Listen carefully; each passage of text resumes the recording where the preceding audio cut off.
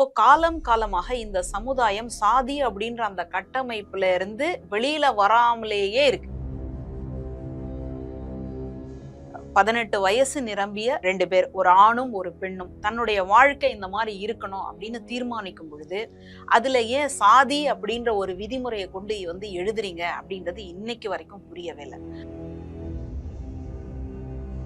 மேட்ரிமோனிகள் அப்படின்றது இன்னைக்கு பரவலாக எல்லா பகுதிகளிலும் இருக்கு. என்ன காரணம்? இந்த சாதியினருக்கு இந்த இடம், இதை இங்க போய் நீங்க ரெஜிஸ்டர் பண்ணீங்க அப்படின்னா உங்களுக்கான ஒரு தனி சமூகத்துக்கு ஒரு வெப்சைட் நிச்சயமா இந்த மாதிரி போயிட்டு இருக்கு. அப்போ சாதியை பார்க்கல, எங்க சாதியை பாக்குறோம், எங்க இருக்கு அப்படின்னு கேக்குறவங்க எல்லாம்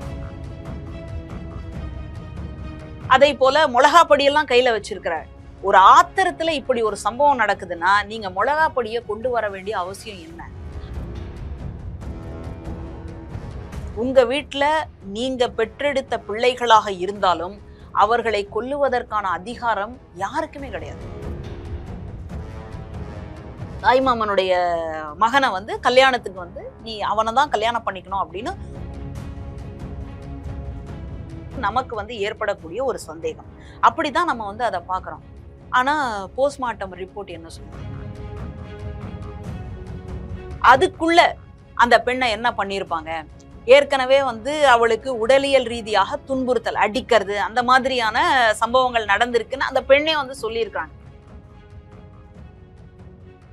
ஒரு நடு ரோட்ல ஒரு கொலை நடந்தா நம்ம எந்த அளவுக்கு பதறி போய் பாக்குறோம். அப்போ இதுவும் கிட்டத்தட்ட அதற்கு நிகரானது தானே. அப்போ இந்த இடத்துல மட்டும் ஒடுக்கப்பட்ட சமூகத்தினுடைய மக்களை உயிருள்ள ஒரு மக்களாக இந்த சமுதாயம்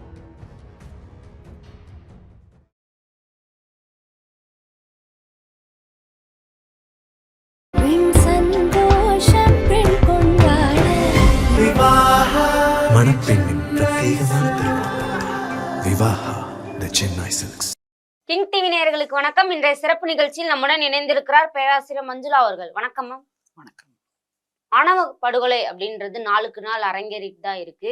ஒவ்வொரு மாசத்துலயுமே நம்ம பார்த்துட்டு தான் இருக்கோம். அந்த வகையில திருநெல்வேலியில ஒரு பொண் ஆணவ படுகொலை செய்யப்பட்டிருக்காங்க அப்படின்னு சொல்லி ஒரு சைடு சொல்றாங்க. தற்கொலை தான் பண்ணியிருக்காங்க அப்படின்னு ஒரு சைடு சொல்றாங்க. இதுல என்ன உண்மையா நடந்தது? இதுல நடந்திருக்கிறதுக்கான சாத்தியம் கொலைதான். ஏன்னா இப்போ அங்க என்ன நடந்திருக்குன்னா, அந்த பெண் இப்போ கொல்லப்பட்டிருக்காங்க இல்லையா, அந்த நபர் ஒரு இடைநிலை சாதியை சார்ந்தவங்க. அவங்க காதலித்ததாக சொல்லப்பட்ட அந்த நபர் இளைஞன் ஒடுக்கப்பட்ட சாதியை சார்ந்தவர். அப்போ வீட்டுல இருந்து என்ன மாதிரியான எதிர்ப்பு கிளம்பி இருக்கும் அப்படின்றத இதை வச்சு நம்மளால புரிஞ்சுக்க முடியுது. அப்போ காலம் காலமாக இந்த சமுதாயம் சாதி அப்படின்ற அந்த கட்டமைப்புல இருந்து வெளியில வராமலேயே இருக்கு. எத்தனையோ பெரியார்கள் வராங்க, அம்பேத்கர்கள் வராங்க, எத்தனையோ சீர்திருத்த கொள்கைகளை, முற்போக்கு கொள்கைகளை நம்ம சொல்லிக்கிட்டே இருக்கிறோம்.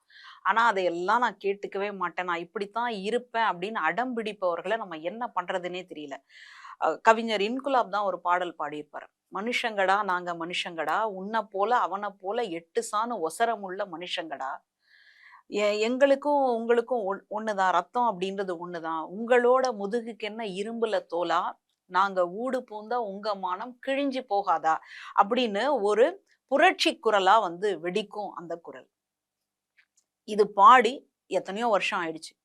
இன்னைக்கு கூட இந்த பாட்டினுடைய தேவை இருக்கு அப்படின்றது எவ்வளவு பெரிய கொடுமை இல்லையா? ஒரு 18 வயசு நிரம்பிய 2 பேர், ஒரு ஆணும் ஒரு பெண்ணும் தன்னுடைய வாழ்க்கை இந்த மாதிரி இருக்கணும் அப்படின்னு தீர்மானிக்கும் பொழுது அதுல ஏன் சாதி அப்படின்ற ஒரு விதிமுறையை கொண்டு எழுதுறீங்க அப்படின்றது இன்னைக்கு வரைக்கும் புரியவே இல்லை. எப்படியும் அந்த பெண்ணுக்கும் அந்த ஆணுக்கும் நீங்க கல்யாணம் பண்ணி வைக்க போறீங்க. இந்த சமுதாயம் அதை செய்ய போகுது.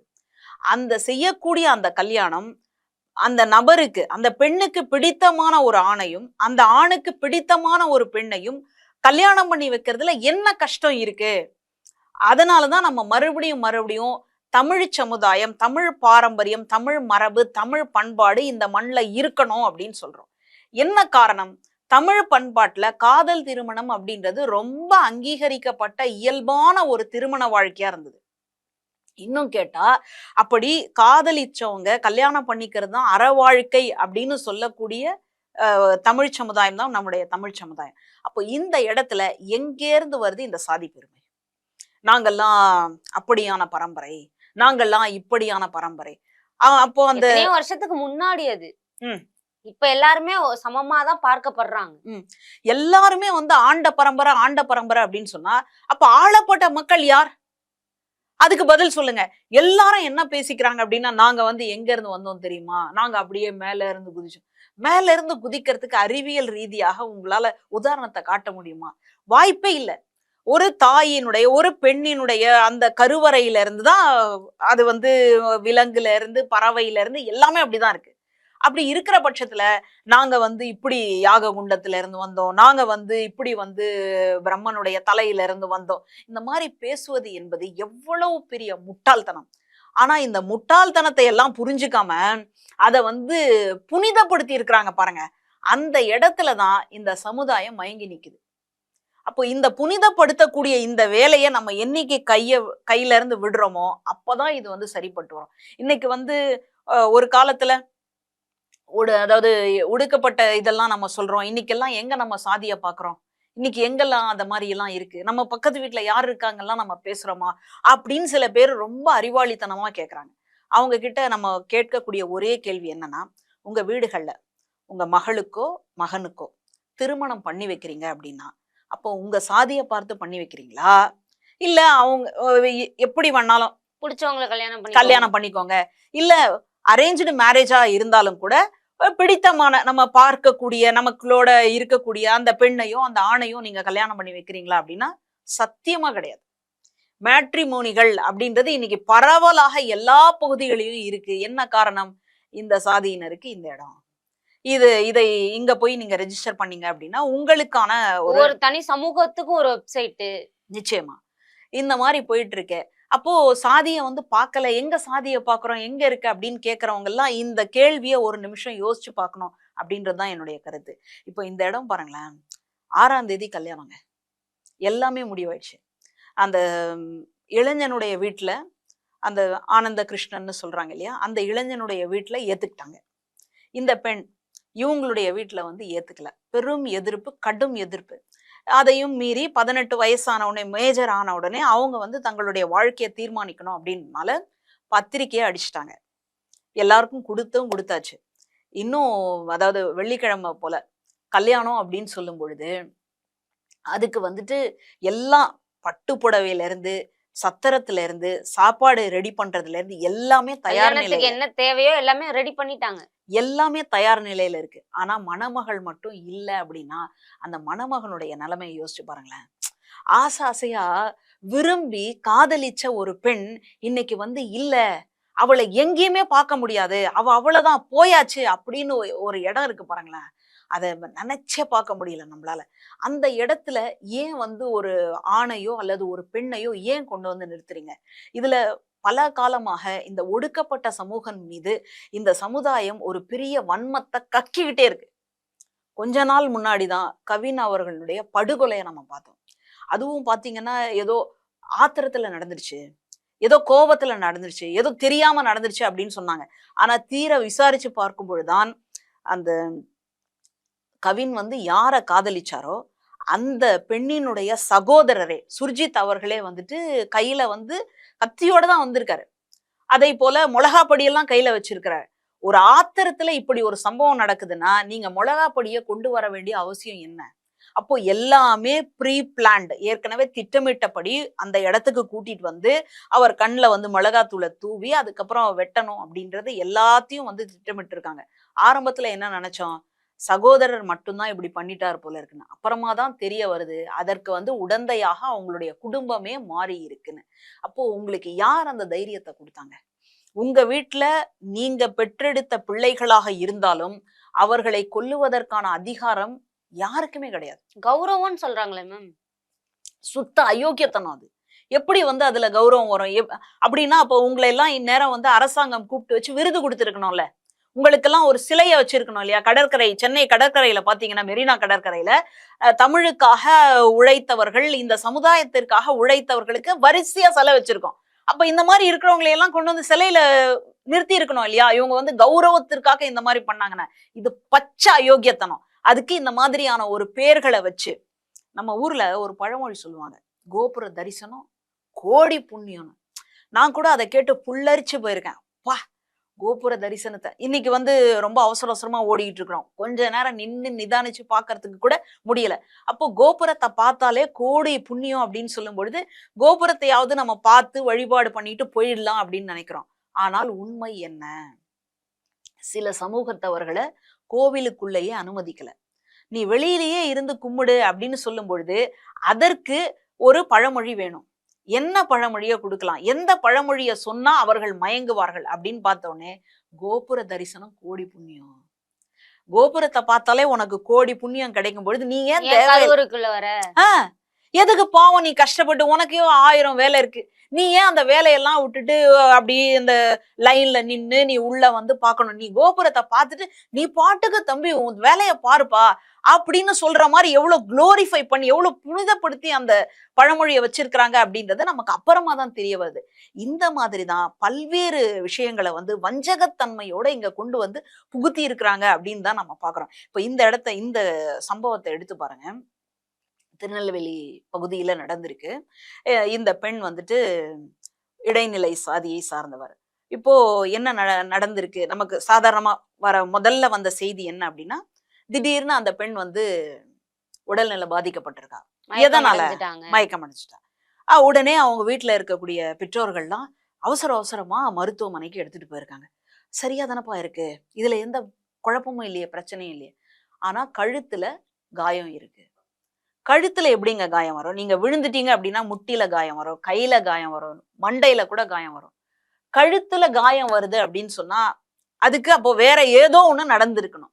சரி, கழுத்துல காயம் வந்திருக்கு, என்ன ஏது அப்படின்னு விசாரிச்சா அந்த பெண் வந்து தற்கொலைக்கு முயற்சி பண்ணாங்க. தற்கொலை பண்ணிக்க வேண்டிய அவசியம் என்ன? ஏன்னா தான் காதலித்த, தான் விரும்பிய அந்த பையனோட தான் கல்யாணம் அப்படின்னு கல்யாண பத்திரிக்கை அடிச்சுட்டாங்க. அப்புறம் ஏன் தற்கொலைக்கு முயன்று இருக்கிறாங்க அப்படின்னு பார்த்தா, வீட்டுல அது எதிர்ப்பு தெரிவிச்சு சொந்தக்காரங்கள்ல தாய்மாமனுடைய மகனை வந்து கல்யாணத்துக்கு வந்து நீ அவனை தான் கல்யாணம் பண்ணிக்கணும் அப்படின்னு ஒரு நிர்பந்தத்தை கொடுத்ததுனால அவசரமா கல்யாணம் பிக்ஸ் பண்ணிட்டாங்க. அதனால வந்து அந்த பெண் வந்து தற்கொலைக்கு போயிருக்கிறாங்க அப்படின்னு சொல்லும் பொழுது உண்மையா இருக்கும் போல இருக்கு அப்படின்னு தோணுது. சரியா? அப்போ இதுதான் நடந்திருக்கணும். இப்போ நமக்கு போஸ்ட்மார்ட்டம் அப்படின்னு சொல்லக்கூடிய ரிப்போர்ட் வருது, உடற்கூறாய்வு. அதுலதான் நமக்கு எல்லா உண்மைகள் வந்து தெரியும். அந்த உண்மை என்ன சொல்லுதுன்னா இது தற்கொலை. அப்போ எங்க வந்து தவறு நடக்குது? ஏன்னா அந்த சம்பவம் நடக்கிறதுக்கு முன்னாடி அவங்க வீட்டினுடைய மொட்டை மாடியில வந்து நின்று அந்த பெண் வந்து அழுததாகவும் அதை அவருடைய காதலன் வந்து வெளியில தெருவுல நின்று பார்த்ததாகவும் சொல்லப்படுது. இன்னும் கேட்டா அந்த பெண்ணினுடைய செல்போனே பறிக்கப்பட்டுடுச்சு. இருந்தாலும் அவங்க அப்பா அம்மா இல்லாத நேரத்துல பாட்டியோட செல்போனை வாங்கி தன்னுடைய காதலனுக்கு அந்த பெண் வந்து பேசியிருக்கிறா. அப்பவே பிரச்சனை ஓடிக்கிட்டு இருக்கு. அதாவது நீ அந்த பையனை கல்யாணம் பண்ணிக்க கூடாது, அவர்களுடைய சாதி பெயர்களை சொல்லி அவர்களுடைய பொருளாதாரத்தை சொல்லி நீ வந்து அங்க போகக்கூடாது அப்படின்னு ஒரு காரசாரமான பிரச்சனை ஓடிக்கிட்டு இருக்கு. இப்போ இதுக்கு அப்புறமா அந்த பெண் வந்து மொட்டை மாடியில ஏறி நின்னதாகவும் தன்னுடைய பிரச்சனைகளை வந்து கண்ணீரின் வழியாக சொன்னதாகவும் அவர் வந்து ஆறுதல் படுத்தி இருக்கிறதாகவும் ஒருவேளை இன்னும் பிரச்சனை அப்படின்னா கூட்டிட்டு போறதுக்கு தயாராக இருந்ததாகவும் தெரிய வருது. இவ்வளவும் இருக்கக்கூடிய ஒரு பெண் தற்கொலை முயற்சி செய்வதற்கான காரணம் என்ன? தன்னுடைய காதலன் ஒருவேளை கைவிட்டான் அப்படின்னா யோசிக்கலாம். இல்ல அந்த பெண்ணுக்கு வந்துட்டு வேற எதுவுமே வழி இல்லை, உடனடியாக எல்லாரையும் பூட்டி வச்சுட்டாங்க அப்படின்னு சொன்னா நம்ம யோசிக்கலாம். ஆனா இந்த பெண்ணுக்கு இந்த அளவுக்கு ஒரு ஸ்பேஸ் இருக்கும் பொழுது, அந்த காதலனும் அந்த அளவுக்கு ஸ்ட்ராங்கா இருக்கும் பொழுது அந்த பெண் தற்கொலை செய்ய வேண்டிய அவசியம் என்ன? இதுதான் சாதாரணமா இந்த செய்திகளை வாசிக்கும் பொழுது நமக்கு வந்து ஏற்படக்கூடிய ஒரு சந்தேகம். அப்படிதான் நம்ம வந்து அதை பாக்குறோம். ஆனா போஸ்ட்மார்ட்டம் ரிப்போர்ட் என்ன சொல்லுது? இல்லங்க, அது வந்து தற்கொலை தான். கழுத்துல வந்து காயம், அழுத்தம் ஏற்பட்டு காயம் ஏற்பட்டு இறந்திருக்காங்க. கழுத்துல வந்து காயம் ஏற்பட்டு அவங்க இறந்திருக்கிறாங்க அப்படின்னா நாக்கு வெளியில வந்திருக்கணும் இல்லையா? சாதாரணமா ஒரு தூக்கு மாட்டிக்கொள்ளக்கூடிய அந்த தன்மை எல்லாம் அந்த மாதிரிதான் இருக்கணும். அதெல்லாம் இருந்துதா நமக்கு தெரியல. சரி, இது ஒரு தூக்கு மாட்டிக்கிட்ட தடயம் இருக்கணும் இல்லையா? கயிறு இருக்கணும், இல்ல வேற ஏதாவது பொருள் அங்க இருந்திருக்கணும். ஏன்னா ஒரு உடம்பு தாங்குற அளவுக்கு ஒரு கயிறு வேணும். அதெல்லாம் அவ்வளோ பார்த்துதான் நம்ம செய்யணும். அப்போ இந்த சூழல்ல அங்க அதற்கான தடயங்கள் கிடைச்சிருக்கா, அதற்கான ஆதாரங்கள் இருக்கா, அதெல்லாம் இன்னும் விசாரணைக்குள்ள போகும்பொழுதுதான் தெரிய வருது. இது ஒரு பக்கம் அப்படியே இருக்கட்டும். சரி, அவங்க வந்து தற்கொலைன்னு சொன்னதுனால நம்ம தற்கொலைன்னு எடுத்துக்கலாம். ஆனால் சம்பந்தப்பட்ட அந்த காதலன் ஆனந்த கிருஷ்ணன் அவர்கள் சொல்லக்கூடிய கருத்து என்ன? அவங்க என்ன சொல்றாங்க? அவங்க என்ன புகார் குடுக்குறாங்கன்னா, இல்ல இது வந்து தற்கொலையாக இருப்பதற்கு சாத்தியமே கிடையாது. ஏன்னா, அப்பதான் அவங்க பார்த்திருக்கிறாங்க. ஒரு 3 மணி போல பார்த்திருக்கிறாங்க. 6 மணிக்குள்ள இந்த மாதிரி ஒரு அசம்பாவிதம் நடந்துருச்சுன்னு செய்தி வருது. அப்போ அந்த 3 மணி நேரத்துக்குள்ள என்ன நடந்திருக்கும் அப்படின்றது அந்த காதலனுடைய ஒரு புகார். அதுக்குள்ள அந்த பெண்ணை என்ன பண்ணியிருப்பாங்க? ஏற்கனவே வந்து அவளுக்கு உடலியல் ரீதியாக துன்புறுத்தல், அடிக்கிறது அந்த மாதிரியான சம்பவங்கள் நடந்திருக்குன்னு அந்த பெண்ணே வந்து சொல்லியிருக்காங்க. அப்போ இந்த சூழல்ல இதை எப்படி புரிஞ்சுக்கணும்? ஏன்னா பெண்கள் வந்து இன்னைக்கு தைரியமா இருக்கிறாங்க. அவங்களுக்கு படிப்பு இருக்கு. 4 விஷயம் அவங்களுக்கு வந்து தெரிய வருது. எப்படி வந்து ஒரு இக்கட்டான சூழல்ல கூட எப்படி வந்து தன்னை வந்து தற்காத்துக் கொள்வது அப்படின்றத அவங்க ரொம்ப தெளிவாக தெரிந்திருக்கக்கூடிய இந்த சூழல்ல தற்கொலைக்கு தான் அந்த பெண் போயிருப்பாங்க அப்படின்றத நம்பவே முடியல. இத்தனைக்கும் காதலன் வேற ரொம்ப அழுத்தமாக இது வந்து இருக்காது, தற்கொலையாக இருப்பதற்கு வாய்ப்பில்லை அப்படின்னு சொல்றாரு. இப்போ அவர் வந்து தற்கொலையாக இருப்பதற்கு வாய்ப்பில்லைன்னு சொல்றாரு. பெண் வீட்டுல இருந்து இது தற்கொலை அப்படின்னு சொல்றாங்க. நமக்கு உடற்கூறிய ஆய்வும் ரிப்போர்ட்டும் வந்துட்டு தற்கொலைன்னு சொல்லுது. அப்போ இதுக்கு நடுவுல என்ன நடந்திருக்கு? இத நம்ம அலசி ஆராய வேண்டிய ஒரு காலகட்டத்துல இருக்கிறோம். ஏன் இத அலசி ஆராய வேண்டும்? யார் வீட்லயோ ஒரு சம்பவம் நடந்துருச்சுங்க. அத பத்தி என்னங்க நமக்கு? செய்தியா போயிரும். அ நம்ம வீட்லலாம் நான்லாம் என் பொண்ண எப்படி வளர்த்துருக்கேன் தெரியுமா? சில பேர் வந்து கிளம்பி வருவாங்க அந்த மாரி. நான்லாம் அந்த மாரியா வளர்த்துருக்கேன். நீ எந்த மாரியும் வளர்க்க வேணாம். ஒரு குழந்தையும் அதனுடைய விருப்பத்திற்கு ஏற்ற மாரி அது வந்து வளருது. அந்த குழந்தைகள் அந்த பெற்றோர் வழியாக வர்றாங்களே தவிர, அவங்கவங்க தனித்தனி இண்டிவிஜுவல் கொண்டவங்க. அவங்கவங்க தனித்துவம் பெற்றவர்கள். இத முதல்ல நம்ம புரிஞ்சுக்கணும். அப்போ இந்த மாதிரி என் பொண்ணா இருந்தா நானும் எப்படி வளர்த்திருப்பேன் தெரியுமா? அப்படின்னு பேசக்கூடியவங்கலாம் இருக்கிறாங்க. அவங்கலாம் ஒரு நிமிஷம் யோசிச்சு பார்க்கணும். போன உயிரை நீங்க பேசக்கூடிய எந்த வார்த்தைகளாலாவது மறுபடியும் கொண்டு வர முடியுமா? இன்னைக்கு அந்த இளைஞன் ஆனந்த கிருஷ்ணன் அப்படின்ற அந்த இளைஞன் தன்னுடைய வாழ்க்கையை இழந்து நிக்கிறான். அவனுக்கு உங்களுடைய வார்த்தைகளால உங்களால ஆறுதல் சொல்ல முடியுமா? அவனுடைய அடுத்த கட்ட வாழ்க்கைக்கு நீங்க என்ன செய்ய போறீங்க? இது வந்து தொடர்ச்சியாக ஒரு வன்முறையாக தொடர்ச்சியாக நடந்துகிட்டே வருது. இதற்கு வந்துட்டு இந்த சமூகம் என்ன தீர்வை சொல்ல போகுது? ஒரு நடு ரோட்ல ஒரு கொலை நடந்தா நம்ம எந்த அளவுக்கு பதறி போய் பார்க்கிறோம். அப்போ இதுவும் கிட்டத்தட்ட அதற்கு நிகரானது தானே. அப்போ இந்த இடத்துல மட்டும் இந்த சமுதாயம் மௌனம் காப்பது ஏன்? இப்போ ஆணவ படுகொலைகள் தடுப்பு சட்டம் அந்த மாதிரி ஒரு ப்ராசஸ்ல இருக்குன்னு சொல்றாங்க. அது கொண்டு வரப்படுமா? ம். ஏன் வந்து ஆணவ கொலை வந்து தடுப்பு சட்டம்னு வர வேண்டிய அவசியம் என்ன? ஏன்னா ஏற்கனவே இந்த எஸ்சி, எஸ்டின்னு சொல்றோம் இல்லையா? அதாவது ஒடுக்கப்பட்ட சமூகம். அவர்களுக்கான வன்கொடுமை தடுப்பு சட்டம்னு ஒண்ணு இருக்கு. அப்படி இருக்கும் பொழுது, ஏன் வந்து மறுபடியும் ஆணவ படுகொலை வந்து தடுப்பு சட்டம் அப்படின்னு ஒண்ணு வந்து கேட்கறாங்க. அப்போ இது வாஸ்தவமா தானே இருக்கு. ஏற்கனவே ஒரு சட்டம் இருக்கும் பொழுது, இன்னொன்னு ஏன் கூடுதலா நீங்க கொண்டு வரீங்க அப்படின்னா, இதுல சில நடைமுறை சிக்கல் இருக்கு. என்னன்னா, இப்போ இந்த காதல் சம்பவத்த பொறுத்தவரைக்கும், அதாவது உயிரிழந்த பெண், கொல்லப்பட்ட அந்த பெண் அல்லது தற்கொலைக்கு உட்பட்ட அந்த பெண் வந்துட்டு இடைநிலை சாதி. இவர் அந்த காதலன், அந்த இளைஞன் வந்துட்டு ஒடுக்கப்பட்ட சமூகம். அப்போ ஒடுக்கப்பட்ட சமூகத்துல பாதிக்கப்பட்டவர்களாக இருந்தால்தான் இந்த எஸ்சி, எஸ்டி வன்கொடுமை தடுப்பு சட்டம் வேலை செய்யும். இப்போ பாதிக்கப்பட்டவர் பாத்தீங்கன்னா இந்த பக்கத்துல இருக்காங்க, இடைநிலை சாதியில. அப்போ அது என்னவாகும் அப்படின்னா, சாதாரணமா கொலை வழக்கு என்னவோ அதற்குரிய சட்டங்கள் தான் அதற்கு வந்து அப்ளை அப்ளை ஆகும். அப்போ இந்த பட்சத்துல இந்த வழக்குல அதுவுமே அப்ளை ஆகிறது கஷ்டம் தான். ஏன்னா அது வந்து தற்கொலை அப்படின்னு சொல்லிட்டு இருக்காங்க. இதுலயும் அறிவியல் பூர்வமான ரிப்போர்ட் வேற வந்தாச்சு. அந்த ரிப்போர்ட்டும் கொடுத்ததுக்கு அப்புறமா இது எங்க போய் நிக்கும் அப்படின்றது நமக்கு தெரியல. அப்போ இந்த சூழல்ல இத வந்துட்டு நம்ம வெறும்னே ஒரு கொலை குற்றமோ அல்லது வந்து தற்கொலை முயற்சி அப்படின்னு சொல்லி கடந்து போக முடியாது.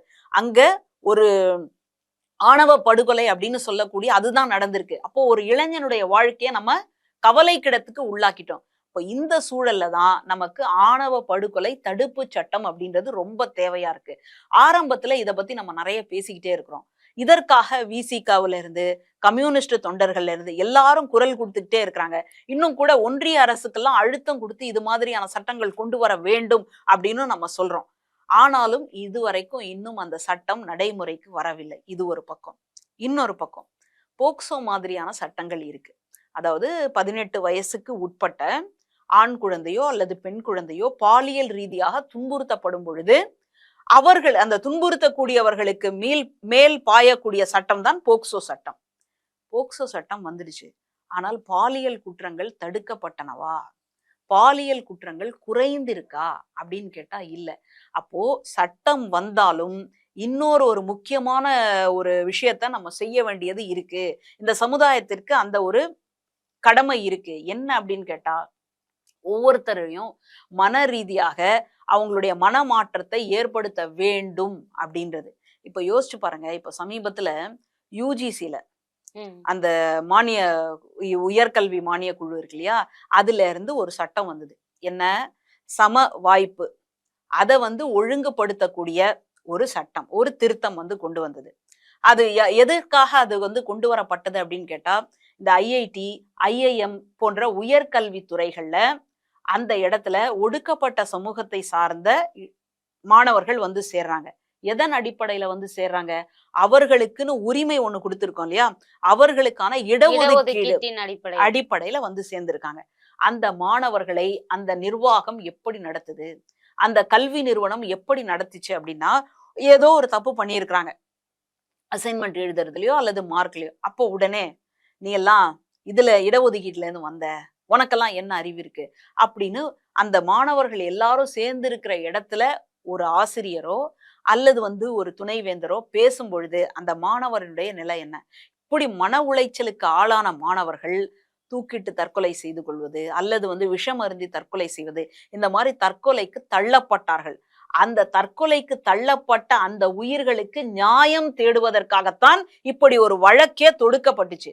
அந்த வழக்கினுடைய அந்த ஒரு திட்டத்தினுடைய அடிப்படையில தான் இந்த சட்ட மாற்றம், ஒரு சட்ட திருத்தம் அப்படின்னு கொண்டு வராங்க.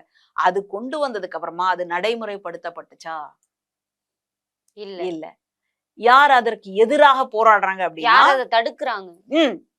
யார் அதை தடுத்தாங்க? மாணவர்களே. எந்த மாதிரி மாணவர்கள்?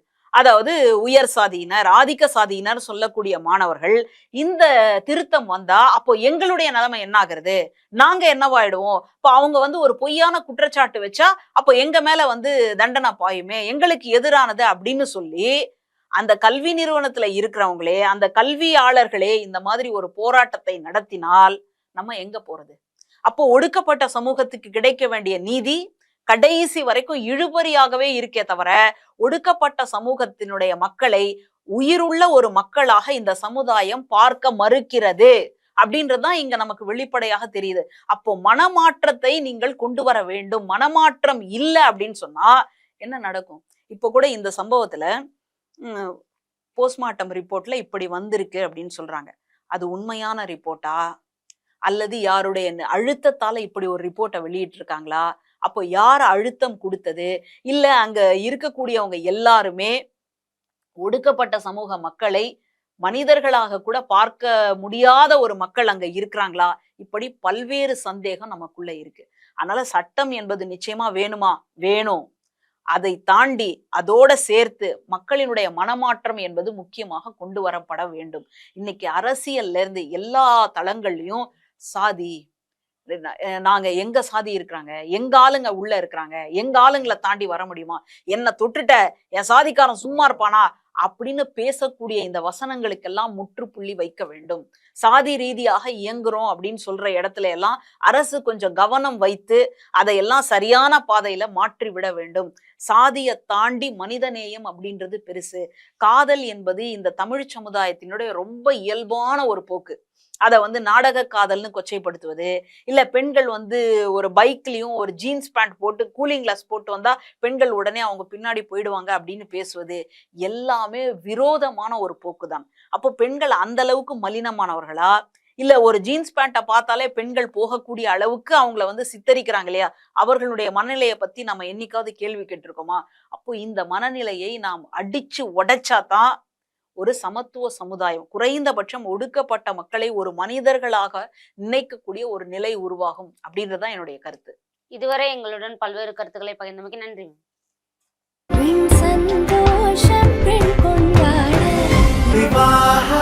மணப்பெண்ணின் பிரத்யேகமான திருமணம் விவாஹா தி சென்னை சில்க்ஸ்.